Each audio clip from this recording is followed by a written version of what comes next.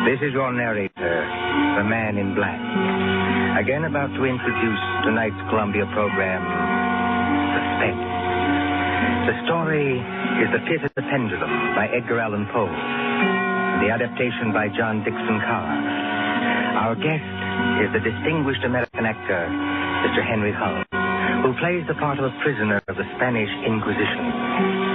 If you've been with us on these Tuesday nights, you will know that Suspense is compounded of mystery, suspicion, and dangerous adventure.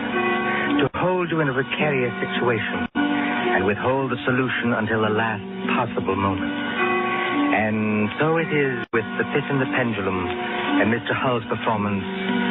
We again hope to keep you in suspense. And now, The Pit and the Pendulum.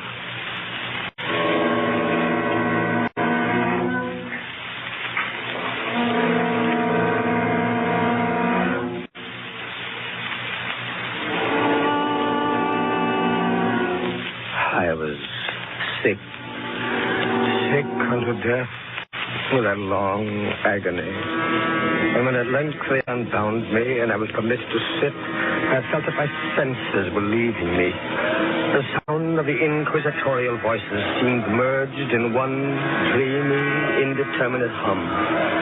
Yet, for a while, I saw, but without terrible an exaggeration, I saw the soft and nearly imperceptible waving of the sable draperies on the walls of the room. I saw the flames of the 7 tall candles which burned on the table. I saw the lips of the black-hooded judges, and these lips appeared to me white as paper, white as horror. I saw them writhe with a deadly locution. I saw them fashion the syllables of my name. Jean Delbray, Captain Jean Delbray. Good father, gentlemen. We hear you, my son. I am very weak and infirm. I've been confined for many months in a dungeon. I've been tormented by nightmares. Conscience, one trusts. Pray silence, Fra Antonio. Even now, I have no knowledge of where I am or to whom I may be speaking. You're speaking to me, my son. I am Fra Pedro de Estela, prior of the Dominicans of Segovia and Grand Inquisitor of all Spain. Is this the court of the Inquisition? It is. Oh, then God help me. He will help you, my son, if you trust him. But I am a French officer. That is true. A soldier and creature of the arch-fiend Napoleon Bonaparte. But a French officer nonetheless. A prisoner of war. By what right do you try me in this court? Let the clerk read the charges against this prisoner. Pray silence while the clerk reads the charges. The charges against the prisoner are as follows. Imprimis, that he is one Jean d'Albret, a captain of artillery in the army of Bonaparte, so-called Emperor of the French. This means nothing, as the prisoner says. It is no crime. Proceed. Item, that on the 4th day of September in the year of our Lord 1808, Mr. Jean d'Albret did wed to spouse and marry the most noble lady, the Doña Beatriz Valdez, niece of and ward of the illustrious... One moment. Your Excellency spoke. Antonio, was any cheat employed to trap this girl into marriage against her will? No, we have no actual evidence of any cheat. Was the girl of age? I believe so. Then where was the prisoner here? This marriage was a deplorable thing, if you like. Bonaparte himself is almost at the gates of Madrid. His general, the Tsar, menaces our city of Toledo itself. But lawful marriage, however regrettable, is no sin or crime. There are other matters in the indictment, I think. Then continue, but give us nothing that is not material. Item, that on the 12th of October 1808, Mr. Jean d'Albret, being in command of a 5-gun battery of light artillery, did direct the fire of his guns against the Holy Church of St. Martha the Innocent, and thereby of his wicked malice destroyed that church utterly. Captain d'Albret, is this charge true? It is, yes. You admit it? Good father, hear what I have to say. The church blew up, I think. Will you boast of your opinion, man? It blew up because it was stored with kegs of gunpowder for your army. I had every right to fire on it. And that is all the defense you have to make? I tell you, I had every right to fire on it by military law. Is military law above God's law? I don't know.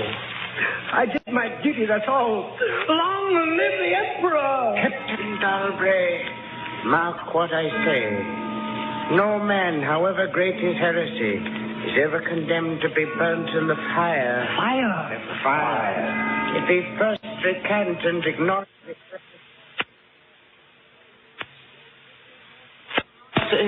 No pity, no atonement. The only sentence of this court can be death. Yes. The secular or government arm to which we must release you has devised two ways of punishment in cases such as yours. You hear the tolling of the bell? I hear them. It is the procession of the condemned, going to the auto-da-fe. Soon the yellow light of the flames will stream through the windows and flicker on floor and ceiling. Nunc et in hora mortis intuit manibus Domine. Most of those condemned out of mercy will be strangled before they are burned. It cannot be so with you, Jean d'Albret. You must die in one of two ways. Either with the direst of physical agony. A slow fire of green wood. Ice bandages about the head and the heart, so that the fire does not approach too quickly. Or else, Jean d'Albret, you must die in a certain other way. Antagonist, pass your sentence and let me go. The law does not permit me to tell you now what this other way is. Sentence of this court, therefore. I had swooned. Yet still, I would not say that all of consciousness was lost. In the deepest slumber, no. In delirium, no. In a swoon, no. In death, no. Even in the grave, all is not lost. There are shadows of memory which tell us indistinctly of tall figures that lifted me and bore me in silence down, still down, until a hideous dizziness oppressed me at that descent into the earth. Then, as consciousness swam back to my wits, darkness, a stone floor, and darkness. Oh, Beatrice. Beatrice, my wife, Beatrice. Did you call me, Jean? Beatrice, was that you who spoke? Yes, Jean. You were here in the dungeons of the Inquisition. I am not really speaking to you, my poor Jean. I am only in your imagination. Am I mad, then? No. But your brain is fevered. You only think you hear me. No, I do. I hear you clearly. As clearly as I once heard you. In the little church near the Ebro where we were married. Yes. I destroyed that church, Beatrice. I had to. It was my commanding officer's order. I know, Jean. Be comforted. There are those who care. You won't leave me. As long as I am in your heart, I shall be here. I was strong once. Now I am weak. Once I was reckless. Now I'm afraid. Where am I, Beatrice? What are you going to do to me? I cannot tell. Remember, my voice comes only from your own brain. Are you fettered? Fettered? No. They've not chained you to the wall. No. They've taken away my uniform. They've given me sandals and a robe of what feels like coarse serge, but I'm still free. Free. Take courage, John. Free. And in the grasp of the Inquisition. Beatrice. Yes, Jean. It's completely dark. There's hardly any air. I dread to get up. I dread to stretch out my hand. Suppose they've buried me alive. Courage. Can you stand up? I think so, yes. Then walk. Walk as far as you can. Measure the limit of the cell. If this is not a tomb... You're right, Beatrice, as always. I'll try. Are you on your feet? Yes, now pray. Pray for a poor devil who always meant well. 1 pace, 2 paces, 3, 4. You are very weak, Jean. Rest a moment. Where are you now, Beatrice? In the flesh, I mean. You know that, Jean. In the old house by the olive grove. scorned of my people. Yes, I know it. Each morning I climb to the hilltop and watch. Go on. Sometimes I think I hear gun wheels rumble in the hills. Yes. And long-moving columns with the red dust rising about Go on. First come the heavy cavalry in plume-crested helmets. Yes. On their flanks, squealing like hawks, light hussars in blue and scarlet. And behind them, in a glitter of bayonets as vast as light points on the sea, rank upon rank, the long gray coats and the tall bearskin caps. The old God and the grand army.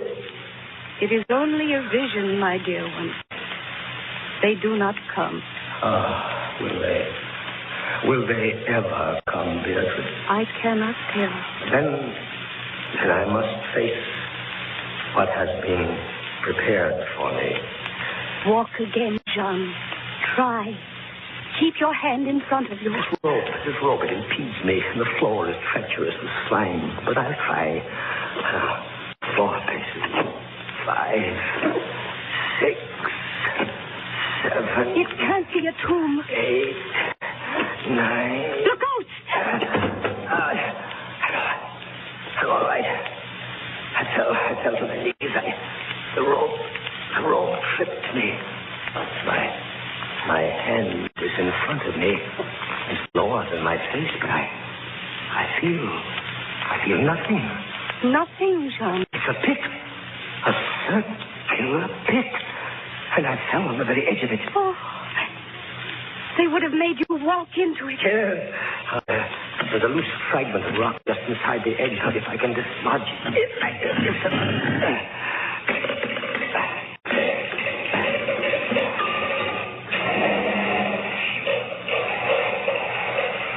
Water. There's something down there. Rats, it may be. Rats, yes. But something else. I heard it move. So did I. What is in the pit, John? I don't know. But you're saved. Saved, Beatrice. Saved from the Inquisition. My torture has been merely postponed.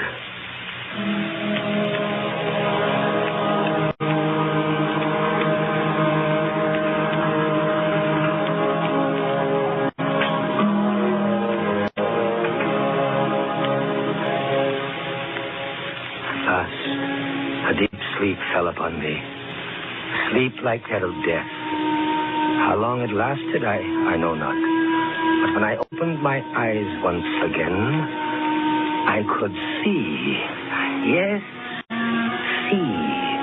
My prison was large and lofty. Its walls formed a massive iron plate, bolted or joined together. A wild, sulphurous luster, I could not trace its origin, lit up the dungeon, and the circular pit, and the crudely daubed skeleton figures painted in evil colors on the iron walls. Skeleton figures, demon figures, gargoyle figures. The colors a little blurred, as from the effects of the damp. It must approach you slowly and force itself into your mind. It must stalk you like a tiger. Must bring you face to face at last with the King of Terror. When I regained consciousness, I lay on my back in full length on a low framework of wood. To this framework, I was securely bound by a long fastening resembling a surgical bandage. Bound? But why? Why? Bandage passed round and round my body, leaving at liberty only my head and my left arm. With much exertion, I could supply myself with food from an earthen dish on the floor beside me. It was meat, highly seasoned, but there was no water. Beatrice, where are you? Here, John. As always. Your voice sounds stronger. Does it, John? And I can see you now. I can see you as clearly as I saw you months ago. Oh, I wish it were true. Your bonnet and the parasol you carried in summer, and the high-waisted blue dress. You are weaker, my dear, and more fevered. Have I been asleep? Yes, John. They must have been here while I slept. They bound me. Why? Why? Stop those voices! Stop them! Mind, Jean. Why? I am not here either, you know. Don't drive me away. Beatrice, look. Where? At the ceiling of this room, 30, 40 feet up, what do you see? I see painted on the ceiling a figure of Father Time. Anything else? But Father Time carries no sign. No. He carries instead what looks like a gigantic pendulum from an ancient clock. About one thing I swear I'm in my right senses. I saw that pendulum move. A painting cannot move. Yet I swear the pendulum did move. It swung a little back and forth, just like a real pendulum. Try not to trouble your brain. That pendulum is real. Beatrice, take care. Take care of what? You're not looking at the pendulum now. Take care of the rats in the pit. I see them. They're spawning out in dozens. You can see their eyes glitter. One of them ran across the hem of your dress. Did it, Sean? What do they want? It caught the scent of the meat in the dish beside But you. they'll not get it. Go away, you vermin. Move your hand above the plate, Jean. Move. Beatrice, where are you going? I can hardly hear you. You are sending me away, Jean. I'm sending you away. My poor loved one. You can't bear to see the rats running about my feet. Beatrice!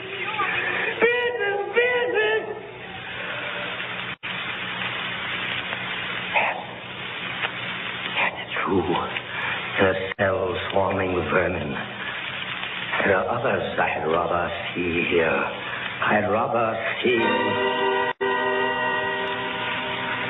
You call me Captain Dalbray. Then in spirit I am here. Who are you? Don't you recognize me? No, I do not. I am that second Inquisitor, Fra Antonio, whom you thought unfair at your trial. But we were not unfair. We administer the law. That is all. Go. I command you, go. Not until I have first told you what you already guess. Which is? There are two forms of death for such as you. One, death with its direst physical torture. The other, death with its direst mental torture. I have been condemned to the second. Your guess is good. Listen. Do you hear anything? Yes, I do. I hear something. Turn your eyes upwards. Look at the ceiling. Pendulum. Aye, the pendulum. It's descended. Only a foot or so, but yes. As you notice, it is not really a pendulum. Its underside is a crescent, formed of razor-sharp steel. You mean? Upon this rate, Captain Dalbray, its movement is slow now. But soon it will take on momentum. It will swing wider and wider, 30 feet perhaps. Presently, as it swings, you will hear it hiss. And with each broad movement, it will creep a trifle lower. Steel directly above me. Yes. Above the region of your heart. Lie still and look up at it. How long before? You need have no immediate fear. It will not be too soon. But how soon? Who can tell? In the name of pity, give me some answer. Hours, perhaps days. It's beginning to swing wider. I can't take my eyes from it. Its glitter fascinates you, eh? See how it shines in that wild light. And this is your utmost refinement in cruelty.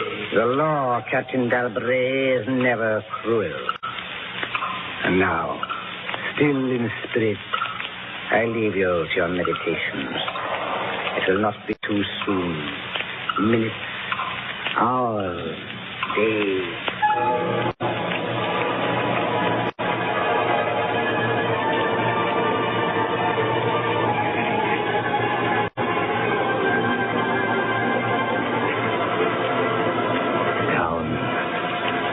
Steadily down it crept.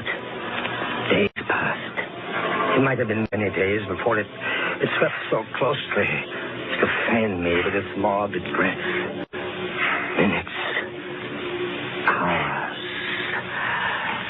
Days. The odor, the sharp steel forced itself into my nostrils. Right. Left. Far and wide. The shriek of a damned spirit. To my heart, with the stealthy pace of a tiger. Down. Certainly, relentlessly down. I prayed. I wearied heaven with my prayer for his more speedy descent. I grew frantically mad and struggled to force myself up against that swinging, glittering death. No avail. Down, still unceasingly, still inevitably down the sharp steel path within 3 inches of my chest. Beatrice! John! Beatrice! Beatrice, where are you? I heard you calling, John. I am here. It is a strange thing, Beatrice. I'm quite calm. You are resigned, then. No, that is a strange thing. Even now, I am not resigned. Is there a way out? How can there be? 10, 12 more vibrations, and it will fray the surge of my robe. Only lightly as a wafer in a delicate hand. It will be many sweeps before it bites deep. No, I can't escape it. You kept me away from you, John. You locked me out of your thoughts. If I am here only in your thoughts, why should I fear the rats? Rats? You open your eyes and your eyes blaze. What is it? Rats? Do they still swarm here? Across the floor and over the meat platter. They have taken nearly all your food. Yes, of course, they're ravenous, and they have sharp teeth. Well... The meat is oily and spiced. If I take what remains of it, scatter, you vermin! And rub that meat on the bandages that hold me here. Try it, John, try. Maybe too late. If I leave my body a fraction of an inch up. Try it, I tell you, try. Ah, but look, as soon as I do try... But they are watching you. I can see their eyes glitter. They're creeping back. Can I find the rats crawling across me? Can the flesh bear it? One of them has leaped on the wooden framework. Another follows. They're gnawing at the bandage. 7, 8 more sweeps of the pendulum. The bandage, give way. A little. Lie still, John, lie still. 10, 12, a dozen rats now. Is death, I wonder, worse than this disgust? A dozen sharp knives could do no better. The bandage is loosened to ribbons. Now, if you move sideways, carefully, and drop to the floor. Beatrice, I can't move. My arms and my legs are numb. There is no power. The steel has frayed your robe. A minute more will be too late. Try. And with all the strength that is in me, and all the hate that I bear my enemies. Free! A second free! Free! Jean. The pendulum stops. They are drawing it back up through the roof. Each move I make is watched. You never doubted that? No. Yet with all they could do to you, they have failed twice. They will not fail a third time, my dear. There must be no more dallying with the king of terrors. What else can they do? I can't say. See how the rats gnaw in silence at that bandage. To what food, I wonder, have they been accustomed in the pit? But you escaped the pit. I escaped it once. Listen. What do you hear? A groaning. Queer sound, grinding as of metal. It was only the cog wheels of the pendulum. I think not, Beatrice. Why not? It seems to come from behind those iron-plated walls. It seems to shake the dungeon as a mill wheel might shake it. Stand up, my poor Jean. Get up off your knees. I can't, Beatrice. I can't endure anymore. The paintings on the walls of this dungeon, the skeletons and imps and devils, they seem different. They are different. The colors sharpen and grow bright. The demon's eyes glare. The skeleton hands outstretched. Don't you catch even yet the odor of heated iron? Heated iron? Beatrice, my darling, I have been much humbled. But I won't have you see me in tears. I order you to go. John, in the name of heaven. Beatrice. You're sending me away. Yes, in the name of heaven. Go.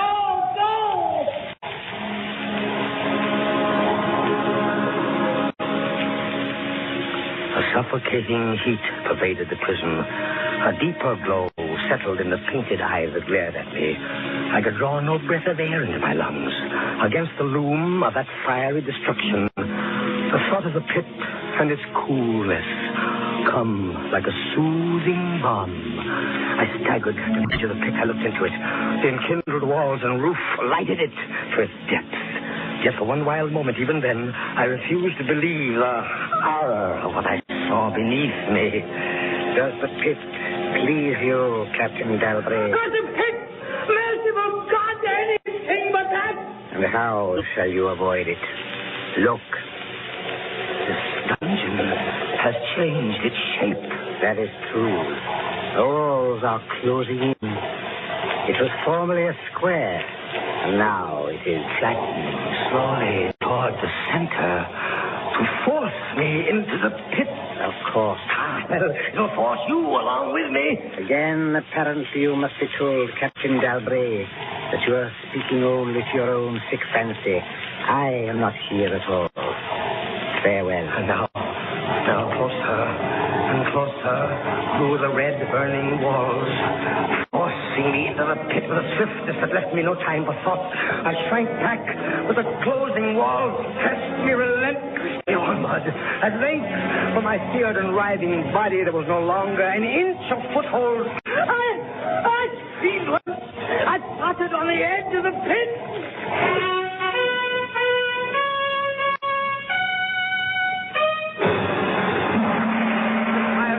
Pushed back, an outstretched arm caught my own, but I was about to fall fainting into the abyss. It was that of General LaSalle.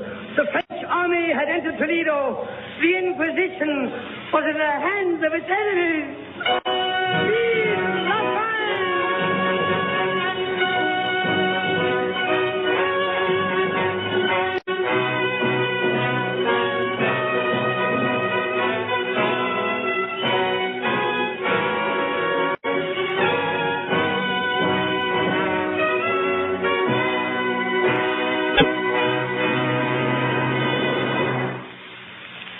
And so closes Poe's celebrated story, The Pit and the Pendulum, starring Henry Hull. We invite you to another adventure of suspense next Tuesday at the same hour. Until then, this is the Man in Black saying good night. William Spear, the producer, John Dietz, the director, Bernard Herrmann, the composer-conductor, and John Dixon Carr, the author, are collaborators on Suspense.